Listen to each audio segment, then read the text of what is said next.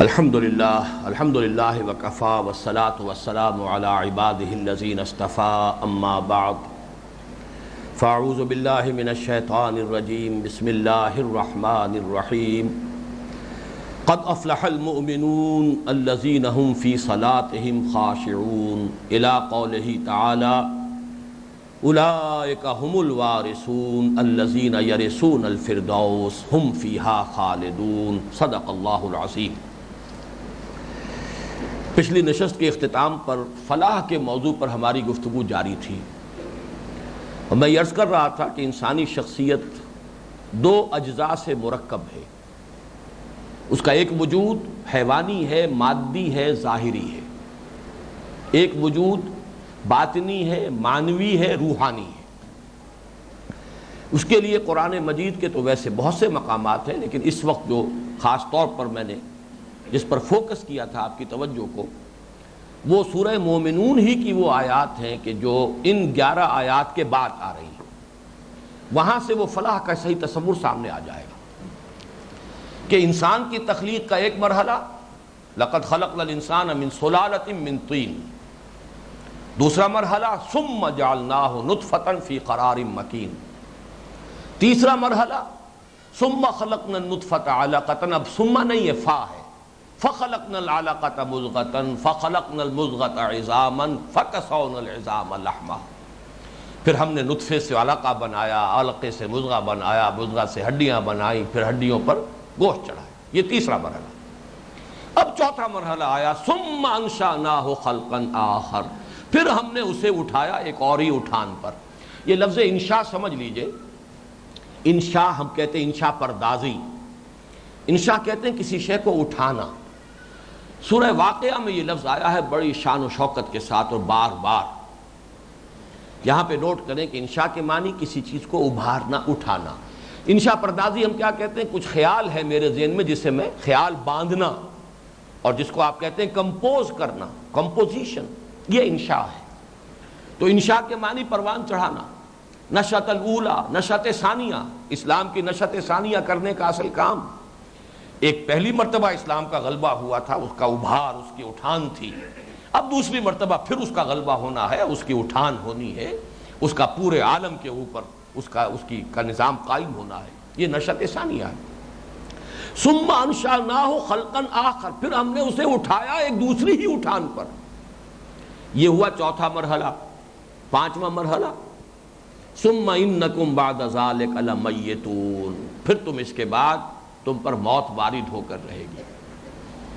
اس کے بعد آخری مرحلہ ثم انکم یوم القیامت تبعثون، پھر قیامت کے دن تمہیں پھر دوبارہ اٹھا لیا جائے گا۔ اب یہاں اس وقت اس پورے مقام کی وضاحت مطلوب نہیں ہے، میں صرف ثم انشأناہ خلقا آخر، پھر ہم اسے اٹھاتے ہیں ایک دوسری اٹھان پر، اس کی وضاحت کے لیے آپ کو ایک حدیث سنانا چاہتا ہوں، اور اس کے حوالے سے بھی یہ بات نوٹ کر لیجئے کہ قرآن مجید کی تفسیر اولاً تو ہوگی بالقرآن، ثانیاً بالحدیث، اس لیے کہ ظاہر بات ہے جن پر وحی نازل ہوئی، جو محبت وحی تھے، جن کا فرض منصب ہی یہ قرار دیا گیا،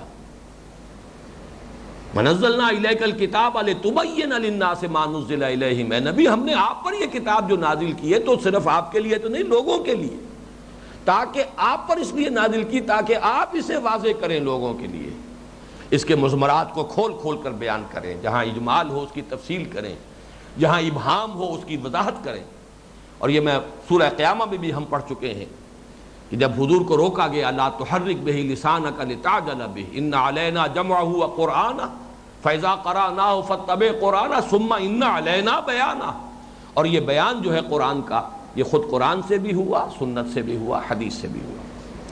تو اس ضمن میں یہ حدیث نوٹ کیجئے، اور یہ حدیث جو ہے متفق علیہ ہے، اپنے سند کے اعتبار سے جو بلند ترین سطح ہو سکتی ہے حدیث نبوی کی وہ ہے، صحیح بخاری میں بھی، صحیح مسلم میں بھی۔ راوی اس کے ہیں حضرت عبداللہ ابن مسعود رضی اللہ تعالیٰ عنہ، جو کبار صحابہ میں سے ہے، فقہائے صحابہ میں سے، یہ دونوں الفاظ نوٹ کیجئے، سینئر صحابہ، ابتداء میں سابقون الاولون میں شامل ہے۔ پھر یہ فقہائے صحابہ، وہ صحابہ کہ جن کو خاص طور پر تفقہ فی الدین اور خاص طور پر احکام فقہ کے ساتھ خصوصی مناسبت تھی، ان میں سے یہ بھی ہے۔ چنانچہ فقہ حنفی جو ہے وہ اصل میں فقہ عبداللہ ابن مسعود ہے، اس لیے کہ امام ابو حنیفہ رحمۃ اللہ علیہ دو واسطوں سے حضرت عبداللہ ابن مسعود کے شاگرد ہیں۔ تو فقہ حنفی در حقیقت حضرت عبداللہ ابن مسعود کی فقہ ہے، جسے ہم اہل ظاہر کہتے ہیں یا اہل حدیث کہتے ہیں۔ ان کے پاس زیادہ علم عبداللہ ابن عمر کا ہے رضی اللہ تعالی عنہما۔ یہ مختلف ہیں، مختلف جو ہیں، ایک ہی جو ہے مختلف شاخوں کے اندر وہ علم پھٹا ہے، مختلف شخصیات اس کے اندر بڑی اہمیت کی حامل ہوئی ہے۔ بہرحال یہ ایک برسبیل تذکرہ بات تھی۔ عن ابی عبد الرحمن عبداللہ ابن مسعود رضی اللہ تعالی عنہ قال حدثنا رسول اللہ صلی اللہ علیہ وسلم وهو الصادق المصدوق۔ حضرت عبداللہ ابن مسعود فرماتے ہیں کہ ہمیں بتایا، ہم سے بیان کیا محمد الرسول اللہ صلی اللہ علیہ وسلم نے۔ اور یہاں خاص طور پر ایک بات کہی ہے حضرت عبداللہ ابن مسعود رضی اللہ تعالی عنہ نے، وَهُوَ الصَّادِقُ الْمَصْدُوقُ، یہ جن کا قول میں تمہیں سنانے چلا ہوں وہ ہیں جو الصادق ہیں، سچے ہیں، اور مصدوق ہیں، جن کی سچائی کی گواہی اللہ نے دی ہے اور تمام انسانوں نے دی ہے۔ تو وہ صادق، چونکہ بات بڑی باریک تھی جو آ رہی ہے، وہ ظاہر بات ہے کہ آج بھی وہ کیتھ ایلمور نے بھی مانا ہے، جو کینیڈا کے اندر سب سے بڑا ماہر سمجھا جاتا ہے ایمبریولوجی کا، علم الجنین کا، کہ واقعہ یہ ہے کہ تصور نہیں کر سکتے، جبکہ ابھی مائکروسکوپ کا وجود تک نہیں تھا، جبکہ کوئی ڈسیکشنز نہیں تھی، ابھی کہیں یہ چیر پھاڑ کا سلسلہ نہیں ہوا تھا، قرآن مجید نے یہ حقائق کیسے بیان کر دی؟ اسی پر تو سب سے زیادہ جو ہے حیرت ہوئی تھی مورس بکائی کو، جس پر وہ ایمان لایا، خاص طور پر ایمبریولوجی۔ اس اعتبار سے کیونکہ یہ بات جس وقت حضرت عبداللہ ابن مسعود بیان فرما رہے ہیں اس کو ویریفائی کرنے کا کوئی اور ذریعہ تو ہے نہیں، وہ تو کچھ غیبی حقیقتیں ہیں جن کو یہاں سامنے لایا جا رہا ہے، لہذا یہاں خصوصاً فرمایا وَهُوَ الصَّادِقُ الْمَصْدُوقُ، جن کا قول میں تمہیں سنانے چلا ہوں نوٹ کر لو، وہ صادق ہیں، مصدوق ہیں۔ اس صادق المصدوق صلی اللہ علیہ وسلم کا قول کیا ہے؟ قال، انہوں نے فرمایا، ان احدکم یجمع خلقہ فی بطن امہ، تم میں سے ہر شخص کی جو خلقت ہے، تخلیق، اس کے ماں کے پیٹ میں اس طرح جمع ہوتی ہے، اس طرح تدریجاً آگے بڑھتی ہے، 40 یوما نطفۃ، 40 دن تک وہ نطفے کی شکل میں ہوتی ہے، ثم یکون علقۃ مثل ذلک، پھر وہ علقہ ہوتی ہے، وہ بھی اتنے ہی دیر کے لیے، یعنی 40 دن کا معاملہ جو ہے وہ علقہ کا ہے، ثم یکون مضغۃ مثل ذلک، پھر وہ مضغہ کی شکل میں ہوتی ہے، اور وہ بھی وہ 40 دن تک، مثل ذالک، 40 جمع 40 جمع 40 120 دن، یہ 3 مہینے 4 مہینے کا معاملہ ہے کہ جس کو یہاں بیان کیا گیا۔ اب نوٹ کیجئے قرآن کی آیت، ثم جعلناہ نطفۃ فی قرار مکین ثم خلقنا النطفۃ علقۃ فخلقنا العلقۃ مضغۃ، یہ وہ مراحل ہیں کہ جن کو حضور نے یہاں بیان کیا۔ ثم یرسل الیہ الملک، پھر یہ 120 دن کے بعد، اگرچہ اس کی ایک تعبیر اور بھی کی گئی ہے، میں اس تفصیل میں اس وقت نہیں جاؤں گا، لیکن اجماع تقریباً جو شارحین حدیث ہیں ان کا اجماع اسی پر ہے کہ یہ 120 دن ہے، 40 جمع 40 جمع 40۔ ثم یرسل الیہ الملک فینفخ فیہ الروح، پھر اللہ تعالیٰ بھیجتا ہے فرشتے کو اور وہ اس میں روح پھونکتا ہے۔ یہ ہے اصل میں ثم انشأناہ خلقا آخر، یہ ایک اور ہی اٹھان ہے، اب ایک نئی شخصیت وجود میں آئی ہے، اب یہ محض حیوان نہیں رہا، اس میں جو اکثر مغالطہ ہوا لوگوں کو، اور جن لوگوں کو مغالطہ ہوا وہ قابل معافی ہے، اس لیے کہ یہ ہم جو باٹنی، زوالوجی، بایولوجی، پھر مائکروسکوپس، اور اس کے اندر ایک سیل اور ایک لیونگ جو یونٹ ہے، وہ سیل ہے، وہ ایسا سیل ہے کہ جو ظاہر بات ہے کہ اس آنکھ سے تو دیکھا بھی نہیں جا سکتا، وہ تو مائکروسکوپ سے کہیں دیکھا جا سکتا ہے، تو اور اس کے اندر جان موجود ہوتی ہے۔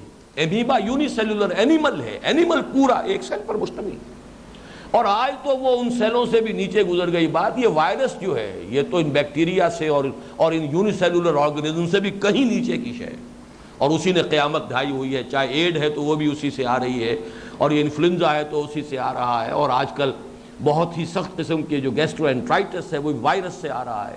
آج تو یہ ہے کہ پہلے جیسے ہو گیا تھا کہ جو مرض تشخیص نہ ہو الرجی کا ٹھپا لگا دیجئے، اور دوسرا یہ کہ اب اور مل گیا ہے کہ جس کی آپ تشخیص نہ کر سکے وائرس کہہ دیجئے، چھٹی ہوئی۔ جیسے کبھی PUO ہوتا تھا، پائرکسیا آف ان نون اوریجن، وہ آج وائرس ہے۔ تو آج کے زمانے کی بات اور ہے، اس وقت کی بات کیجئے، لوگوں نے یہ سمجھا کہ یہ 120 دن کے بعد جان ڈالی جاتی ہے۔ بس یہی سب سے بڑی غلطی ہے۔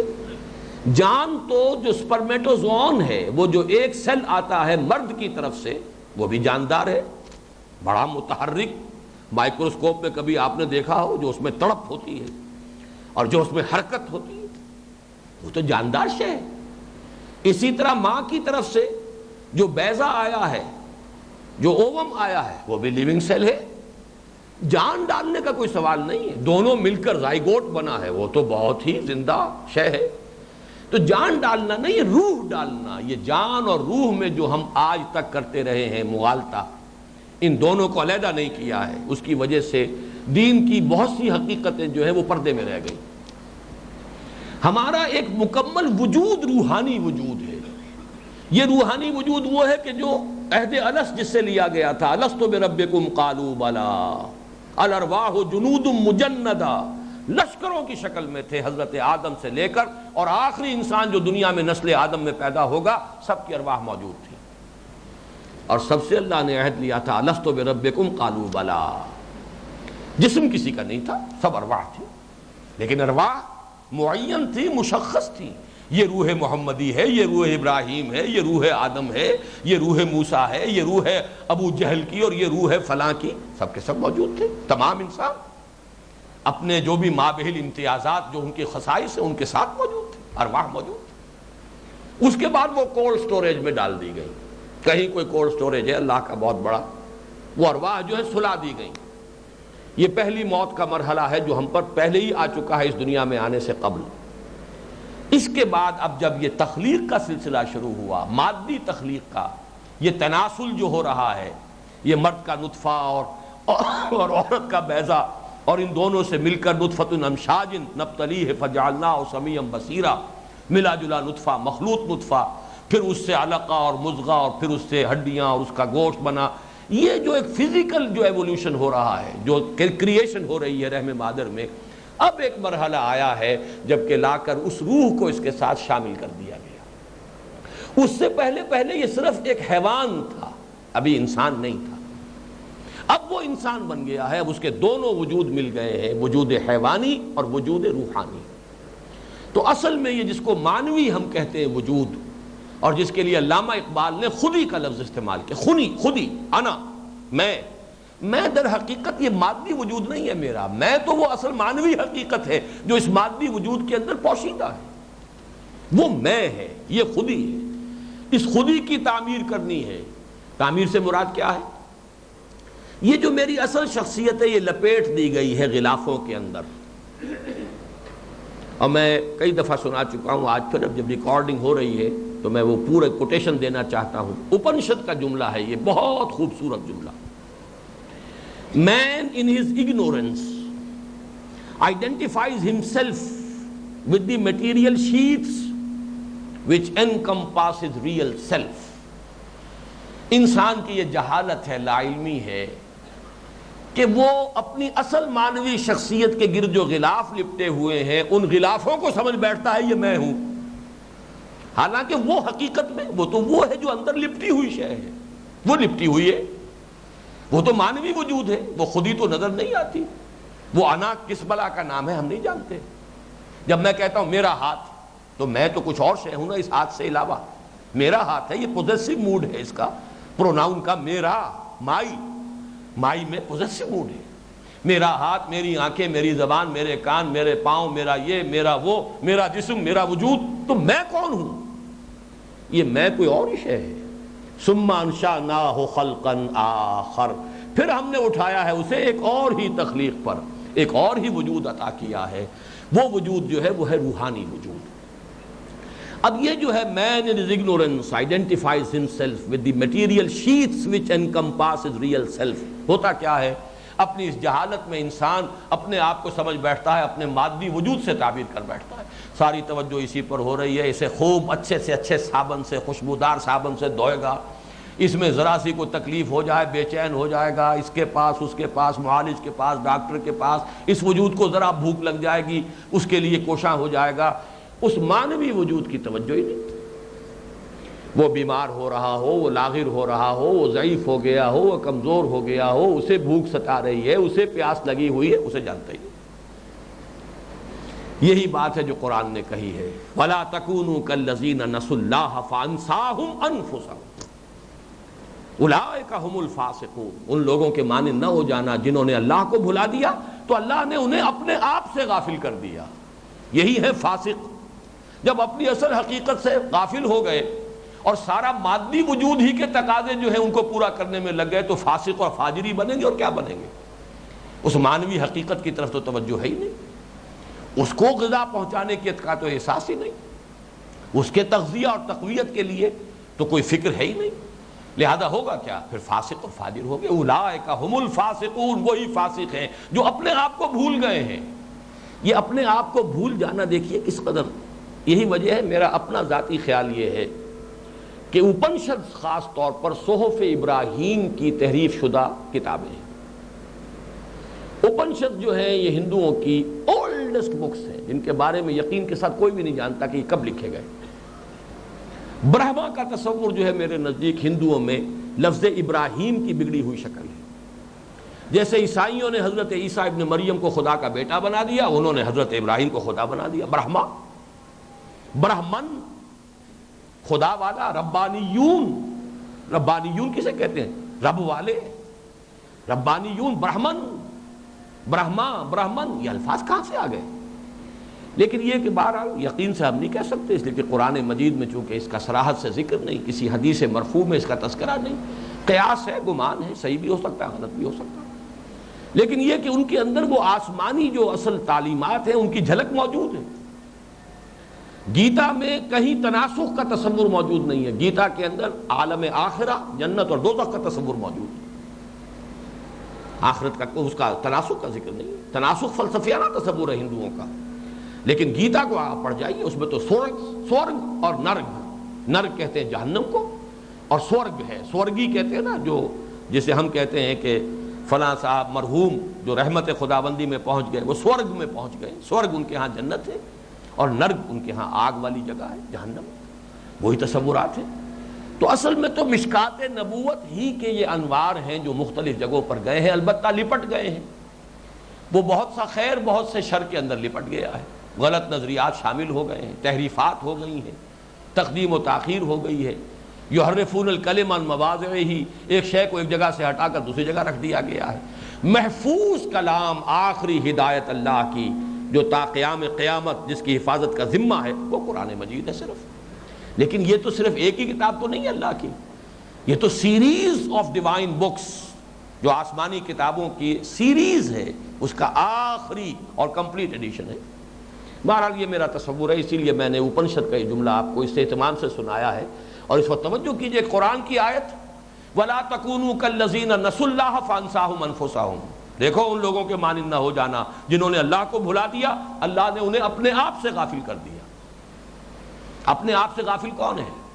اپنے پیٹ سے کوئی غافل نہیں، اپنی شہوت سے کوئی غافل نہیں، اپنے آرام سے کوئی غافل نہیں، اپنے جسمانی صحت سے کوئی غافل نہیں۔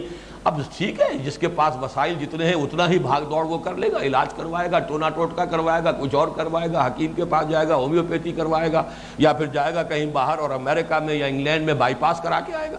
وہ تو ہے اپنی اپنی جو صلاحیت اور استعداد ہے، لیکن کون شخص ہے جو اپنے اس وجود سے غافل ہے؟ اس وجود سے تو سب کے سب جو ہیں پورے طور پر آگاہ ہے، پوری اس کی توجہ جو ہے اس کی طرف ہم نے مبذول کی ہوئی ہے۔ تو یہ جو فرمایا فَأَنسَاهُمْ أَنفُسَهُمْ، بھلا دیتا ہے اللہ انہیں، غافل کر دیتا ہے اللہ انہیں اپنے آپ سے۔ اپنے آپ سے مراد وہ روحانی وجود ہے، اور یہی روحانی وجود ہے جس کی بنا پر انسان مسجود ملائک ہوا۔ 2 مرتبہ قرآن مجید میں یہ مضمون بھی نوٹ کر لیجئے، آج جو میں نے بیان کیا، اہم مضامین 2 جگہ ضرور آئیں گے، سورہ حجر میں، سورہ صاد میں۔ اللہ تعالیٰ نے فرشتوں سے کہہ دیا تھا آدم کی تخلیق سے قبل، فَإِذَا سَوَّيْتُهُ وَنَفَخْتُ فِيهِ مِن رُوحِي فَقَعُوا لَهُ سَاجِدِينَ، جب میں اس انسان کی تخلیق مکمل کر دوں، اس کی نوک پلک سنوار دوں اور اس میں اپنی روح میں سے پھونک دوں، تب گر پڑنا اس کے سامنے سجدے میں۔ مسجود ملائک انسان کا روحانی وجود ہے، حیوانی وجود کیا ہے؟ کچھ بھی نہیں، بڑا گھٹیا، بڑا کمزور، اس کی کیا حیثیت ہے؟ اصل حیثیت جو ہے وَلَقَدْ كَرَّمْنَا بَنِي آدَمَ وَحَمَلْنَاهُمْ فِي الْبَرِّ وَالْبَحْرِ، جو مسجود ملائک ہے وہ تو اس کا روحانی وجود ہے۔ اب یوں سمجھیے کہ اصل فلاح کیا ہے؟ اندر یہ وجود چھپا ہوا ہے، معنوی ہے، باطنی ہے، روحانی ہے، اوپر خول ہے، ہمارا جسم پہلا خول ہے، یہ بھی نوٹ کر لیجئے۔ دوسرا خول کیا ہے؟ یہ میں نے لباس اپنے جسم کے اوپر پہنا ہوا، یہ دوسرا خول ہے۔ میں جب اپنے کمرے میں بیٹھا ہوتا ہوں، اس کا ساز و سامان، وہ کسی کا محل، کسی کی کٹھیا، یہ تیسرا خول ہے۔ اسی لیے آتا ہے قرآن مجید میں کہ قیامت کے روز اللہ تعالیٰ فرمائے گا آ گئے ہو نا ہمارے پاس، وَتَرَكْتُمْ مَا خَوَّلْنَاكُمْ وَرَاءَ ظُهُورِكُمْ، چھوڑ آئے نا وہ سب کچھ جس میں ہم نے تمہیں لپیٹ دیا تھا، وہ سارے خول چھوڑ آئے، آ گئے ہو نا ہمارے پاس تنہا۔ یہ محل بھی یہیں رہ جائیں گے، گدیلے بھی یہیں رہ جائیں گے، بڑے قیمتی پردے جو ٹنگے ہوئے ہیں آپ کی کھڑکیوں پر وہ بھی یہیں رہ جائیں گے، سب خولناکم، یہ سب خول ہیں۔ تمہاری اصل قیمتی شے تو وہ تمہارا روحانی وجود ہے جو تمہارے اندر تھا، یہ تھی ہماری امانت۔ عرضنا الامانۃ علی السماوات والارض والجبال فابین ان یحملنها واشفقن منها وحملها الانسان، وہ تو یہ ہے در حقیقت۔ اس اعتبار سے نوٹ کیجئے کہ در حقیقت اس حیوانی وجود کو پھاڑ کر اس میں سے اس روحانی وجود کو برآمد کرنا اور اس کو نشو و نما دینا، یہ فلاح ہے۔ فلاح کے لفظی مفہوم کے ساتھ اس کی اس معنوی حقیقت کو سمجھ گئی۔ جیسے آم کی گٹھلی پھٹتی ہے تو دو پتیاں برآمد ہوتی ہیں، رات کی تاریکی کا پردہ چاک ہوتا ہے تو سپیدہ سحر نمودار ہوتا ہے۔ فالق الاصباح فالق الحب والنوا، گٹھلیوں کو، دانوں کو پھاڑنے والا اور رات کی تاریکی کو پھاڑ کر سپیدہ سحر کو نمودار کرنے والا اللہ ہے۔ انسان اپنے اس حیوانی وجود کو پھاڑے اور اس میں سے اپنے اس روحانی وجود کو برآمد کرے اور نشو و نما دے، اب اس کو ترقی دے۔ یہ ترقی جو ہے یہ ہے در حقیقت فلاح کا عمل۔ اس کو تعبیر کیا ہے ہمارے شعراء نے پختہ کرنا، سیرت کو پختہ کرنا۔ اس لیے کہ میں ابھی دوسرا حوالہ دے دوں گا جب ہم ترجمہ کریں گے کہ یہ فلاح کا تصور جو آیا ہے سورہ مومنون کی پہلی آیت میں، سورہ معارج کی 3 آیات میں اس کی وضاحت آئی ہے، وہ سامنے آ جائے گی بعد میں۔ اس وقت نوٹ کیجئے علامہ اقبال کا بڑا پیارا شعر ہے، یاد کر لیجئے، لکھ لیجئے۔ خام ہے جب تک تو ہے مٹی کا ایک انبار تو، پختہ ہو جائے تو ہے شمشیر بے زنہار تو۔ یہ خام ہے وجود ہمارا، اگرچہ اس کے اندر پوٹینشلی وہ وجود موجود ہے جسے اگر پختہ کر لیں، تیار کر لیں، تعمیر خودی، تعمیر ذات، تعمیر سیرت، تو پھر شمشیر بے زنہار ہے۔ خام ہے جب تک تو ہے مٹی کا ایک انبار تو، پختہ ہو جائے تو ہے شمشیر بے زنہار تو۔ اسی کو فارسی میں کہا ہے منہج انقلاب نبوی 2 مصروں کے اندر، با نشہ درویشی در ساز و دمادم زن، چون پختہ شوی خودرا بر سلطنت جم زن۔ یہاں بھی پختہ کا لفظ آیا۔ درویشی کے نشے کے ساتھ سازگاری پیدا کرو، موافقت پیدا کرو اور لگے رہو لگے رہو لگے رہو۔ دمادم زن دمادم زن دمادم، با نشہ درویشی در ساز و دمادم زن، چون پختہ شوی خودرا بر سلطنت جم زن۔ جب پختہ ہو جاؤ تو اپنے آپ کو جم کی سلطنت پر دے مارو، ٹکراؤ اس سے۔ جیسے قرآن مجید میں آیا فَيَدْمَغُهُ، اللہ تعالیٰ حق کا کوڑا مارتا ہے باطل کے سر پر، فَيَدْمَغُهُ، اس کا بھیجا نکال دیتا ہے۔ تو جب تک باطل کے ساتھ ٹکرائیں گے نہیں اہل ایمان تو اس کا بھیجا کیسے نکلے گا؟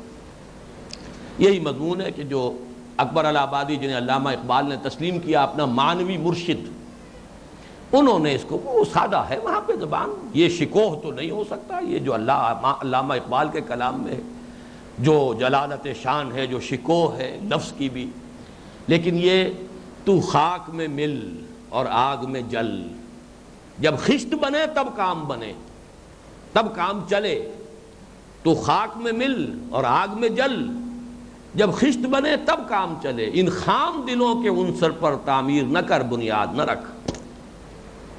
یہ خام مواد یہ نہیں، اس کو تیار کرو، پختہ کرو، اس تیاری کا کیا پروگرام ہے؟ وہ ہے جو ان دو مقامات پر آیا. آخر اس کا کوئی پروگرام ہوگا، اس کی کوئی میتھڈالوجی ہوگی، اس کے کچھ اساسات ہیں، اس میں اندر کچھ ریاضتیں ہیں، کچھ مشقتیں ہیں، کچھ اپنے نفس کے خلاف جو ہے اس کو روکنا ہے، تھامنا ہے. نہن نفس عن الہوا کی کیفیت ہے، حیوانی وجود کے تقاضوں کو لگام دینی ہے، لگام کھینچنی ہے، اور اپنے روحانی وجود کو ارتقاء دینا ہے، اسے برآمد کرنا ہے، اس کو نشو و نما دینا ہے، جیسے دو پتیاں بڑھتی ہیں اور آم کا درخت بنتا ہے. وہ جو اس کو کہیے یہ سلوک قرآنی ہے. بدقسمتی ہماری، ہم نے سلوک کے لیے نہ معلوم ہندو جوگیوں سے طریقے مانگ لیے، ہم نے کہیں نو افلاطونی تصورات اختیار کر لیے، دنیا میں مختلف جو تصوف کے طریقے رہے وہ طریقے ہم نے اختیار کر لیے. یہ سلوک قرآنی ہے جو ان دو مقامات پر آئے گا.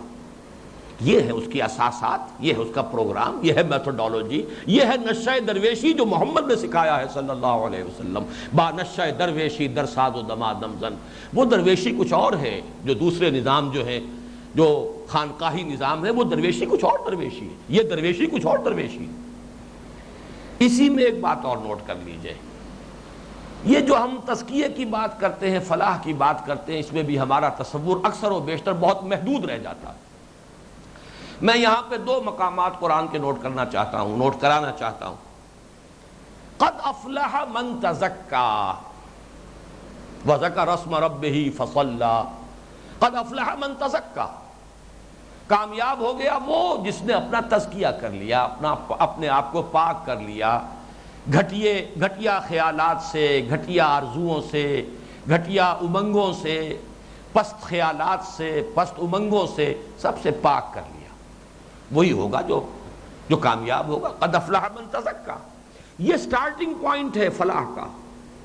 لیکن اسی فلاح کی آخری منزل کیا ہے؟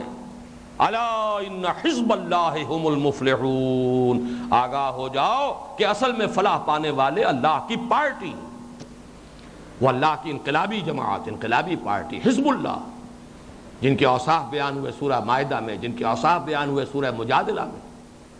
لا تجد قوما یؤمنون باللہ والیوم الآخر یوادون من حاد اللہ ورسولہ ولو کان آباءہم او ابناءہم او اخوانہم او عشیرتہم. تم نہیں پاؤ گے کسی کو بھی جو اللہ پر اور آخرت پر ایمان رکھتا ہو کہ وہ اس کے ساتھ دوستی کرے جو دشمن ہو اللہ کا، خواہ وہ باپ ہو، خواہ بیٹا ہو، خواہ بھائی ہو، خواہ رشتہ دار. یہ رشتے جب تک کٹ نہیں جاتے، کل ہی جو میرا مضمون چھپا ہے نوائے وقت میں، اس میں اس کی تفصیل آئی ہے. جب تک یہ رشتے کٹتے نہیں ہیں اس وقت تک حزب اللہ کیسے وجود میں آ جائے گی؟ خونی رشتوں سے حزب اللہ نہیں بنا کرتی، نسلی رشتوں سے حزب اللہ نہیں بنتی، لسانی اشتراک کی بنیاد پر حزب اللہ وجود میں نہیں آتی، رنگ اور نقوش و جو خد و خال ہیں ان کے مشابہت کی وجہ سے حزب اللہ وجود میں نہیں آتی. حزب اللہ وجود آتی ایمان کی بنیاد. تو اب وہ سمجھیے فلاح کا سٹارٹنگ پوائنٹ تزکیہ، پاک کرنا، یہ سٹارٹنگ پوائنٹ. اور جیسا کہ میں عرض کر چکا ہوں، اصل میں ہم اس درس میں اسی پر اپنی توجہ مرکوز کریں گے. لیکن میں وارن کر رہا ہوں کہ اس پہ اوپر آپ یہ نہ سمجھ لیجئے کہ یہی کل فلاح ہے. یہ تو فلاح کی سٹارٹنگ پوائنٹ کی حیثیت ہے ان چیزوں کی جو اس درس میں آ رہے ہیں. اصل میں یہی ہے، جیسے دو پتیاں نکلی ہیں اگر اور اس کی گٹھلی پھٹی ہے آم کی، تو اس کو آپ درخت نہیں کہہ دیتے. ابھی یہی نشو و نما پائے گی، اسے تنا بنے گا، اسی میں شاخیں آئیں گی، اسی میں پتے لگیں گے، اسی کے اندر پھل لگیں گے، وہ درخت بنے گا. اس درخت کی چوٹی کیا ہے؟ الا ان حزب اللہ هم المفلحون. آگاہ ہو جاؤ، اللہ کی حزب، اللہ کی پارٹی، وہ انقلابی جماعت، وہ ہے فلاح پانے والی. جبکہ خانقاہی نظام جو ہے اس میں صرف ابتدا ہے، اور اس ابتدا میں بہت سے انبار اور جمع کر دیے گئے. صرف نماز پر کیا اکتفا کرنی ہے، کچھ اور مراقبے بھی کرو، کچھ اور ضربیں بھی لگاؤ، کچھ اور بھی طریقے سیکھو، کچھ اور بھی اشغال ہوں، کچھ اور ریاضتیں ہوں. یہ سب انبار لا کے جمع کر دیا گیا ہے، اس لیے کہ جو اس کی اوپر جو نشو و نما ہونی تھی وہ سامنے ہے ہی نہیں. حزب اللہ بننے کا تصور ہی نہیں ہے، انقلابی جد و جہد کی فرضیت کا تصور ہی نہیں ہے. وہ تو بس وہی ہے، ضربیں لگ رہی ہیں اور مراقبے ہو رہے ہیں اور ذکر اور اشغال ہیں، اور وہی خانقاہی نظام ہے. کہاں وہ بات کہ نکل کر خانقاہوں سے ادا کر رسم شبیری، کہ رسم خانقاہی ہے فقط اندوہ دلگیری. اس کے لیے میں دو آیات بھی آپ کو نوٹ کرانا چاہتا ہوں، اور یہ پچھلے درس میں بھی کہیں یہ ان کا حوالہ آیا تھا کہ قرآن مجید میں متعدد مقامات وہاں ہیں کہ جہاں فلاح کو چار چار چیزوں سے مشروط کیا ہے. یہ ایک عجیب ہے اسلوب ہے قرآن کا. چنانچہ اب دیکھیے سورہ حج جو سورہ مومنون سے متصلاً قبل ہے، اس میں فرمایا یا ایھا الذین آمنوا ارکعوا واسجدوا واعبدوا ربکم وافعلوا الخیر لعلکم تفلحون. اہل ایمان رکوع کرو، سجدہ کرو، اللہ کی پرستش کرو اور اچھے کام کرو تاکہ تم فلاح پاؤ. یہ سٹارٹنگ پوائنٹ ہے، اس لیے کہ اس کے فوراً بعد سورہ مومنون کا یہ مقام آ رہا ہے. قد افلح المومنون الذین هم فی صلاتهم خاشعون والذین هم عن اللغو معرضون. یہ وہ سٹارٹنگ پوائنٹ ہے. قد افلح من تزکا. اور سورہ آل عمران کی آخری آیت کیا ہے؟ یا ایھا الذین آمنوا اصبروا وصابروا ورابطوا واتقوا اللہ لعلکم تفلحون. اہل ایمان صبر کرو، استقامت کا ثبوت دو، اللہ کے دشمنوں کے ساتھ پنجہ آزمائی کرو، ان سے زیادہ ثابت قدم اپنے آپ کو ثابت کرو اور اللہ کا تقوی اختیار کرو. یا ایھا الذین آمنوا اصبروا وصابروا ورابطوا. جڑ جاؤ ایک دوسرے سے، بنیان مرصوص بن جاؤ، منظم ہو جاؤ، ڈسپلن پارٹی کی شکل اختیار کرو. واتقوا اللہ لعلکم تفلحون. وہ بات وہی آگے کہ نہیں آئی کہ ایک فلاح کیا ہے؟ قد افلح من تزکا. یہ سٹارٹنگ پوائنٹ ہے فلاح کے پروگرام کا. اور اسی کا نقطہ عروج کیا ہے؟ الا ان حزب اللہ هم المفلحون. آگاہ ہو جاؤ کہ اصل فلاح تو ملے گی کسے؟ جو حزب اللہ بن جائے. اس میں فلاح سے متعلق اب خاصی بات ہماری تفصیلاً آ گئی ہے. اب آج کا وقت بھی بہت کم رہ گیا ہے، تو آئیے کہ کم سے کم ان دو مقامات کا ترجمہ، یہ سامنے ٹیکسٹ موجود ہے، آپ اپنی توجہ کو اس پر مرکوز کریں، ساتھ ساتھ رواں ترجمہ کریں گے اور اس سے چند عنوانات معین کر لیں گے آج، جن پر کہ انشاءاللہ تعالی کل گفتگو ہوگی انشاءاللہ العزیز. اعوذ باللہ من الشیطان الرجیم. بسم اللہ الرحمن الرحیم. قد افلح المومنون. کامیاب ہو گئے اہل ایمان. اور نہایت خوبصورت اور پیارا ترجمہ محاورہ کیا ہے جو لفظ فلاح کے ساتھ مناسبت رکھتا ہے، وہ شاہ عبد القادر رحمۃ اللہ علیہ صاحب موضح القرآن. انہوں نے فرمایا کام نکال لے گئے اہل ایمان. جیسے کہیں کوئی دفینہ تھا، دفن کھودا اور نکال لیا. افلح، میں نے کہا تھا فلاح پھاڑنا، افلح کہیں سے کوئی چیز پھاڑ کر، کسی زمین کو پھاڑ کر وہاں سے دفینہ نکال لینا. کام نکال لے گئے اہل ایمان، کامیاب ہو گئے اہل ایمان. الذین هم فی صلاتہم خاشعون. وہ کہ جو اپنی نمازوں میں خشوع اور خضوع اختیار کرنے والے ہیں. والذین هم عن اللغو معرضون. اور وہ کہ جو لغو سے، لا یعنی چیزوں سے اعراض کرنے والے ہیں، اپنے وقت کا کوئی حصہ جو ہے بیکار کسی کام میں صرف کرنے کے لیے تیار نہیں ہوتے. والذین هم للزکاۃ فاعلون. اور وہ لوگ کہ جو زکوٰۃ پر مسلسل عمل پیرا رہتے ہیں. یہاں زکوٰۃ اصطلاحی مراد نہیں ہے، اس لیے کہ جہاں اصطلاح آتی ہے وہاں ایتاء زکوٰۃ آتا ہے. واتوا الزکاۃ یؤتون الزکاۃ اقیموا الصلاۃ وآتوا الزکاۃ. وہ ایتاء زکوٰۃ ہے. یہاں فاعلون مسلسل اپنے تزکیہ نفس کے اوپر کاربند رہتے ہیں، کوشش کرتے رہتے ہیں. تفصیل بعد میں آئے گی. والذین هم لفروجہم حافظون. اور وہ لوگ کہ جو اپنی شرم گاہوں کی حفاظت کرتے ہیں، سیکس ڈسپلن، اپنی شہوت کو کنٹرول میں رکھنا. الا علی ازواجہم او ما ملکت ایمانہم. سوائے اپنی بیویوں پر یا جو ان کی ملک یمین ان کی لونڈیاں ہوں. ان کی کچھ وضاحت کریں گے انشاءاللہ آخر میں. اس وقت نوٹ کر لیجئے کہ یہ دو جائز راستے ہیں قضاء شہوت کے. فإنہم غیر ملومین. جو لوگ ان دو چیزوں پر قناعت کریں، کسی تیسرے راستے کو اختیار نہ کریں، ان پر کوئی ملامت نہیں ہے. یعنی یہ سیکس جو ہے یہ فی ذات ہی یا فی نفس ہی کوئی ایول شے نہیں ہے، کوئی بدی نہیں ہے. یہ بھی اللہ نے ایک تقاضا ہے جو انسان میں رکھا ہے، اس کی ایک ضرورت ہے، وہ ایک ہماری معاشرتی اور تمدنی ضرورت کو پورا کرنے والی شے ہے. وہی ہے کہ جو پریزرویشن آف دی اسپیشیز کا ذریعہ اللہ نے جس کو بنایا ہے. تو کوئی ملامت نہیں ہے، کوئی بری بات نہیں ہے. وہ رہبانیت کی نفی ہو رہی ہے جہاں شادی کرنا بھی گویا کہ گھٹیا کام ہے. فَمَنِ ابْتَغَىٰ وَرَاءَ ذَلِكَ. لیکن جو اس سے آگے آگے بڑھے گا، اپنی قضاء شہوت کے لیے کوئی اور راستہ اختیار کرے گا ان دو کے سوا، فَأُولَٰئِکَ هُمُ الْعَادُونَ، تو یہی ہے کہ جو حد سے گزرنے والے، تجاوز کرنے والے۔ وَالَّذِينَ هُمْ لِأَمَانَاتِهِمْ وَعَهْدِهِمْ رَاعُونَ، اور وہ کہ جو اپنی امانت اور عہد، وعدوں اور امانتوں کا پاس کرنے والے، پاسداری کرنے والے، رعایت کرنے والے، حفاظت کرنے والے۔ وَالَّذِينَ هُمْ عَلَىٰ صَلَوَاتِهِمْ يُحَافِظُونَ، اور وہ کہ جو اپنی نمازوں کی پوری محافظت کرتے، اس میں سے کوئی نماز قضا نہ ہو، اس وقت سے بے وقت نہ ہو، حتی الامکان با جماعت ادا کی جائے، خشوع و خضوع سے ادا کی جائے، تعدیل ارکان کے ساتھ ادا کی جائے، ہر جو اس کا رکن ہے اس کا حق ادا کیا جائے، یہ ہے حفاظت، محافظون۔ اولئک هم الوارثون، یہ ہیں وہ لوگ جو وارث بنیں گے، جن کے وراثت ملے گی، اور وراثت کیسی؟ الذین یرثون الفردوس، جو جنت الفردوس کے وارث بنیں گے، ان کو وراثت ملے گی جنت الفردوس کی۔ ہم فیہا خالدون، وہ اس میں ہمیشہ ہمیشہ رہیں گے۔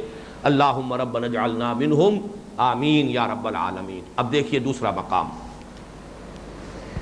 ان الانسان خلق ہلوعا، یقیناً انسان کم ہمتا، تھڑ دلا پیدا کیا گیا ہے۔ اذا مسہ الشر جزوعا، اس کے تھڑ دلے ہونے، کم ہمتے ہونے کی ایک علامت کیا ہے، ایک مظہر کیا ہے؟ جب کوئی تکلیف پہنچتی ہے تو نالا و شیون، فریاد، جزا فضا، ہائے، یہ اس کے اندر لگ جاتا ہے۔ وَإِذَا مَسَّهُ الْخَيْرُ مَنُوعًا، اور جب اس کو کوئی خیر مل جائے، دولت مل جائے، کوئی چیز قابل قدر مل جائے تو اس کو روک روک کر رکھتا ہے کہ کسی اور تک نہ پہنچ جائے، اپنی تجوری کے دروازے بند رکھتا ہے۔ إِلَّا الْمُصَلِّينَ، اب یہاں در حقیقت وہ فلاح پہ چونکہ گفتگو مکمل ہو چکی ہے، اگلی نشست میں میں اب اس پہ مزید اضافہ نہیں کرنا چاہتا۔ وہاں جو لفظ آیا ہے قد افلح، اس کے مقابلے میں یہ 3 آیات ہیں۔ انسان کے حیوانی وجود میں کچھ کمزوری کے پہلو ہیں۔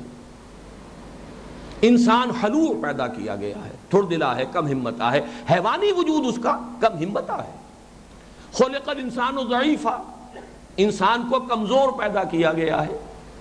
خلق الانسان من عجل، انسان جلد بازی سے پیدا کیا گیا، اس کی سرشت میں جلد بازی ہے۔ انہ کان ظلوما جہولا، یہ ہے ہی بہت ظلم کرنے والا اور بہت ہی نادان اور جذبات میں آ جانے والا۔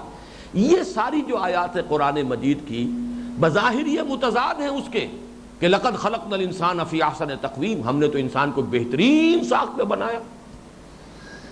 پھر یہ مسجود ملائک کیسے ہو گیا؟ یہ کمزور، تھڑ دلا، بزدل، کم ہمتا، بخیل، ضعیف، عجلت پسند، ظلوم، جہول، یہ مسجود ملائک کیسے بن گیا؟ یہ کرمنا بنی آدم، اس کا مصداق کیسے بن گیا؟ یہ ہے سوال۔ سوال سامنے ہوگا تو پھر جواب میں بات سامنے آئے گی تو صحیح طور پر ذہن نشین ہوگی۔ اس کا ایک پہلو وہ ہے کہ جس میں یہ کمزوریاں ہیں، اس کی خلقت میں، اس کی سرشت میں، اس کے حیوانی وجود میں وہ سارے خلا موجود ہیں، وہ ساری کمزوریاں موجود ہیں، وہ سارے نقائص موجود ہیں۔ ہاں، اس کا جو روحانی وجود ہے وہ ہے اشرف المخلوقات، وہ ہے مسجود ملائک۔ اب اگر وہ حیوانی وجود دفن ہو گیا ہے اس کے اس مادی وجود میں، خاکی وجود میں، تو انسان چلتا پھرتا انسان نظر آتا ہے، حقیقت میں حیوان ہے۔ اولئک کالانعام بل ھم اضل، یہ تو چوپایوں کے مانند ہے بلکہ ان سے بھی گئے گزرے۔ ہاں، اگر اس روحانی وجود کو برآمد کر لیا ہے، اس کو نشو و نما دی ہے، اور حیوانی وجود کو مرکب بنا لیا ہے جس پر کہ روحانی وجود سوار ہو گیا ہے، اگر یہ ہے تو یہ ہے لقد خلقنا الانسان فی احسن تقویم، بہترین ساخت پر انسان کو پیدا کیا۔ یہ ظاہری تضاد رفعی ہوتا ہے اس طرح کہ اگر یہ دو پہلو انسان کی شخصیت کے سامنے نہ ہو تو یہ تو تضاد نظر آئے گا۔ تو یہاں پر قد افلح اس کی جگہ فرمایا ہے۔ فلاح کا مفہوم کیا ہے؟ کہ انسان کی خلقت میں، اس کی سرشت میں جو ضعف ہیں، جو خلا ہیں، جو کمزوریاں ہیں۔ خلق الانسان ضعیفا، خلق الانسان من عجل، ان الانسان خلق ہلوعا، اپنی تخلیق کے اعتبار سے، حیوانی وجود کے اعتبار سے، عالم خلق سے جو اس کا حصہ ہے اس کے پہلو سے یہ بڑا تھوڑ دلا ہے، کم ہمتا ہے۔ اذا مسہ الشر جزوعا، کوئی تکلیف آتی ہے صبر نہیں کر پاتا، جزا فضا کرتا ہے، فریاد نالہ و شیون، شکوہ شکایت، آسمان کو بھی گالیاں، اللہ سے بھی جو ہے انسان ناراض، جو ہم سورہ تغابن میں پڑھائے ہیں۔ وَإِذَا مَسَّهُ الْخَيْرُ مَنُوعًا، وہ خیر مل گیا ہے تو سینت کر رکھنے کی کوشش کرتا ہے۔ دولت ہے تو وہ اپنی تجوری میں بند رہے، کسی اور تک اس کا فیض نہ پہنچ جائے۔ إِلَّا الْمُصَلِّينَ، سوائے نمازیوں کے۔ اب یہاں نوٹ کیجئے، یہاں پر تقابل میں، یہ میں نے ایک اس کا بنا رکھا ہے چارٹ، وہ انشاءاللہ کل اس کو سامنے لاؤں گا، کہ تقابل جب کریں گے تو پہلے مقام پر جو لفظ مومنون آیا تھا وہاں یہاں لفظ مسلین آیا ہے۔ گویا کہ مومن اور مسلی یہ ہم معنی الفاظ ہیں، یہاں لفظ ایمان نہیں آیا، بلکہ الا المصلین، سوائے ان کے کہ جو نماز پر کاربند رہتے ہیں، وہ ہیں کہ جو اس کمزوری سے بالاتر ہو جاتے ہیں، جو اپنی شخصیت کو پختہ کر لیتے ہیں، جن کے اندر تعمیر سیرت اور تعمیر خودی کا عمل بروئے کار آ جاتا ہے۔ الا المصلین الذین هم علی صلاتهم دائمون، جو کہ اپنی نمازوں پر مداومت کرتے ہیں، گنڈے دار نہیں، جب جی میں آیا پڑھ لی اور جب جی میں نہیں آیا تو نہیں، مداومت۔ والذین فی اموالہم حق معلوم للسائل والمحروم، اور وہ کہ جن کے مالوں میں معین حق ہے سائلوں کے لیے اور محرومین کے لیے، وہ اپنے مال کو اپنی تجوری میں بند کر کے نہیں رکھتے بلکہ ادائے حقوق کے اندر صرف کرتے ہیں، جس کا جو حق اللہ نے معین کیا ہے۔ آت ذی القربى حقہ والمسکین وابن السبیل ولا تبذر تبذیرا، یہ حق ہے جو اللہ نے مقرر کیے۔ والذین یصدقون بیوم الدین، اور وہ لوگ کہ جو جزا و سزا کے دن کی تصدیق کرتے ہیں، مانتے ہیں کہ ایک دن آ کر رہے گا جب کہ ہر انسان کو اس کے اعمال کا بدلہ مل کر رہے گا۔ والذین هم من عذاب ربہم مشفقون، اور وہ لوگ کہ جو اپنے رب کے عذاب سے ڈرتے رہتے ہیں، لرزاں و ترساں رہتے ہیں۔ یخافون یوما تتقلب فیہ القلوب والابصار، جو سورہ نور میں ہم آیت پڑھا ہے۔ ان عذاب ربہم غیر مامون، یقیناً ان کے رب کا عذاب ایسی ہی شے ہے جس سے کسی کو نچنت نہیں ہو جانا چاہیے، بے پرواہ نہیں ہو جانا چاہیے، ڈرتے رہنا چاہیے، وہ واقعتاً قابل حذر ہے۔ اب وہی 4 آیتیں آ رہی ہیں۔ والذین هم لفروجہم حافظون، وہ لوگ کہ جو اپنی شرمگاہوں کی حفاظت کرتے ہیں، الا علی ازواجہم او ما ملکت ایمانہم، سوائے اپنی بیویوں پر یا اپنے ملک یمین پر، فإنہم غیر ملومین، تو وہ ان کو کوئی ملامت نہیں ہے۔ فمن ابتغى وراء ذلك فاولئک هم العادون، لیکن جو تلاش میں ہو اس سے زائد کے، جو اس سے بڑھ کر کچھ اور راستہ اختیار کریں تو وہ ہیں کہ جو حد سے گزرنے والے ہیں۔ والذین هم لاماناتہم وعہدہم راعون، اور وہ لوگ کہ جو اپنی امانتوں اور اپنے عہد کی پوری پاسداری اور حفاظت کرنے والے ہیں۔ والذین هم بشہاداتہم قائمون، اور وہ لوگ کہ جو اپنی گواہیوں پر قائم رہنے والے ہیں، گواہی کا حق ادا کرتے ہیں، سچ بات کہتے ہیں جہاں سچ کہنے کا موقع آتا ہے، کہیں چھپاتے نہیں ہیں کسی گواہی کو۔ یہ بھی چونکہ ایک امانت ہے، پہلے مقام پر اس کا ذکر نہیں ہے، یہ وہ میں جب آپ کو دکھاؤں گا وہ ٹیبل جو بنائی ہے میں نے تو اس سے نمایاں ہو جائے گی بات، لیکن وہ اگلی نشست میں ہوگی۔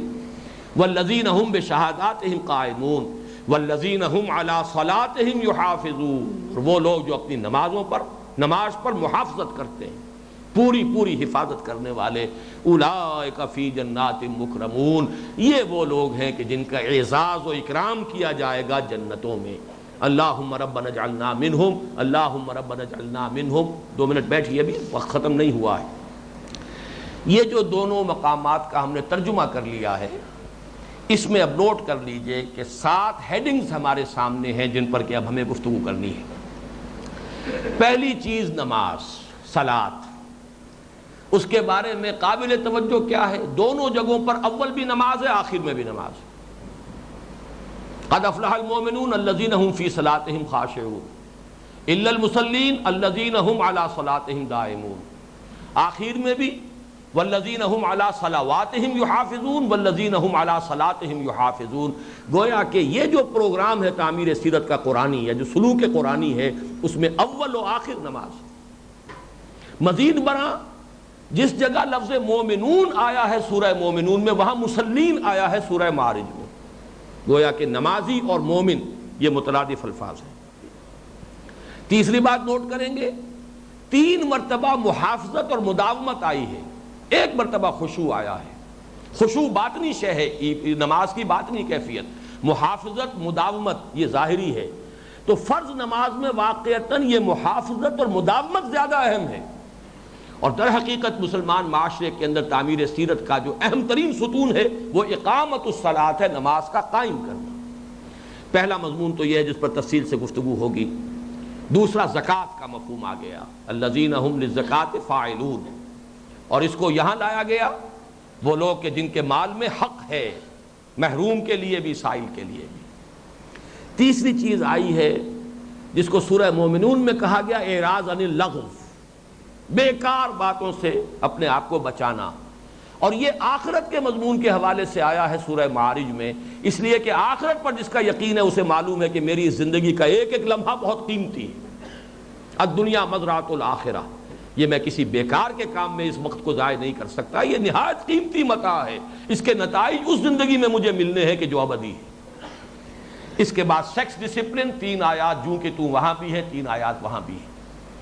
پھر ہے عہد، امانت اور شہادت، ایفاء عہد، حفاظت امانت اور شہادتوں پر قائم رہنا۔ یہ سیرت و کردار کے بنیادی جو ٹیسٹ ہیں در حقیقت، جس میں معلوم ہوتا ہے کہ واقعتاً کوئی تزکیہ ہوا یا نہیں ہوا۔ نفلوں کے انبار لگا دیے ہوں اور شہادت صحیح نہ دے سکے آدمی، وعدہ کرے پورا نہ کرے، ڈھیلے کا آدمی نہیں ہے وہ، چاہے ساری رات کھڑا ہو کر نمازیں پڑھتا ہو۔ ایفاء عہد، امانت داری، لا ایمان لمن لا امانت لہ، وہ تزکیہ کہاں ہوگا؟ حضور فرما رہے ہیں جس شخص کے اندر امانت داری کا وصف نہیں اس میں کوئی ایمان ہی نہیں۔ ولا دین لمن لا عہد لہ، جس کے اندر عہد کی پابندی نہیں اس کا کوئی دین نہیں ہے، بنا پھرتا ہو متقی اور بہت بڑا نیک اور بڑا صالح اور بڑا پرہیزگار اور عبادت گزار، اور جو شہادت نہ دے سکے حق کی، بودا انسان ہے، بیکار انسان ہے۔ یہ ہیں وہ 7 عنوانات جس پر کہ اب ہمیں انشاءاللہ آئندہ نشستوں میں گفتگو کرنی ہے۔ بارک اللہ لی و لکم فی القرآن العظیم و نفعنی و ایاکم بالآیات والذکر الحکیم۔